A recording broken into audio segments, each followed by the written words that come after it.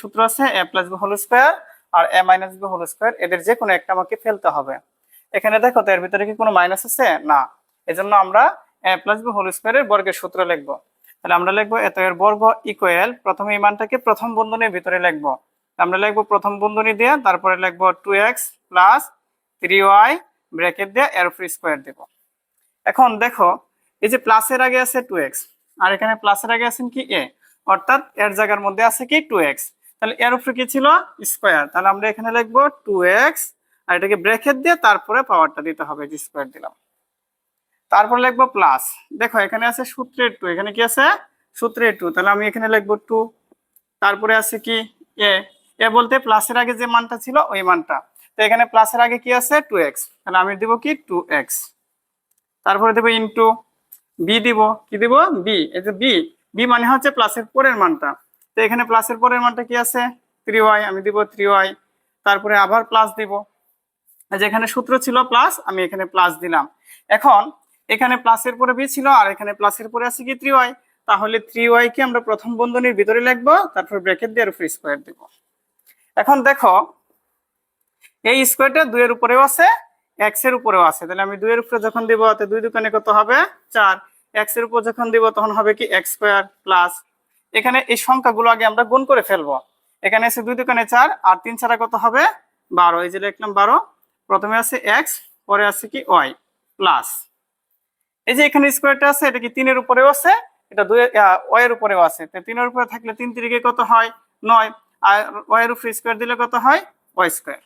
কথাটা কি বুঝতে পারছো? দেখো এখানে দিছে 2x মাইনাস 3y, এর বর্গ নির্ণয় করার কথা তোমাকে বলেছি। এখানে কি প্লাস দিছে না মাইনাসের মান দিছে? মাইনাসের মান দিছে, এজন্য আমরা বর্গে এই দুটা থেকে যে কোনো একটা সূত্র পালবো। যেহেতু এখানে মাইনাসের মান দেওয়া আছে সেহেতু আমরা a মাইনাস b হোল স্কয়ারের সূত্র পালবো। আর a মাইনাস b হোল স্কয়ারের সূত্রটি কি হয়? a square minus 2ab plus b square. এ হচ্ছে মাইনাসের আগে যে মানটা থাকবে এটাকে a ধরবো, আর মাইনাসের পরে যে মানটা থাকবে এটাকে আমরা b ধরবো। এখানে আমি প্রথমে লিখবো এত এর বর্গ ইকুয়াল, প্রথম বন্ধনী দিব, তারপরে লিখবো 2x মাইনাস 3y ব্র্যাকেট দিয়ে এর উপরে কি দিব? স্কয়ার, যেহেতু বর্গ বলছে। এখন বলো এর জায়গার মধ্যে আছে কত? এর জায়গার মধ্যে আছে 2x, আর এর জায়গার মধ্যে যেহেতু 2x আছে সেহেতু এর উপরে কি হবে? স্কয়ার, মানে কি 2x এর উপরে হবে কি? স্কয়ার। আমি প্রথমে লিখবো কি 2x ব্র্যাকেট দিয়ে এর উপরে স্কয়ার দিবা, যেহেতু এখানে একের অধিক মান, একের অধিক মান থাকলে অবশ্যই প্রথম বন্ধনী দিয়ে তারপরে স্কয়ার দিতে হবে, নাহলে অঙ্ক ভুল হবে। তারপরে সূত্রে কি আছে? -2, আমরা লিখবো কি -2 ইনটু কি আছে?